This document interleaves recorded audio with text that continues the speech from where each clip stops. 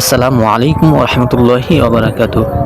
আজকে আমি একটা বাড়ির কাজ করতেছি।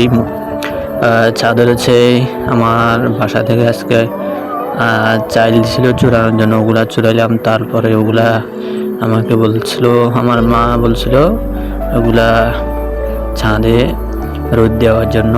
তো গোড়া দিন রোদ দিলাম। রোদ দেওয়ার পর এখন বেলা ডুবে যাওয়ার পর এখন বলতেছে এগুলা উঠে নিয়ে আসার জন্য। তাই এখন এগুলা উঠে নিয়ে আসলাম। এখন চাঁদা আসার পর এখানে উড়াইতে লাগলাম। মূলত ব্যাপার হচ্ছে ফিতা এবং মাথার আদেশ। ছেলে মেয়ে কারোর জন্য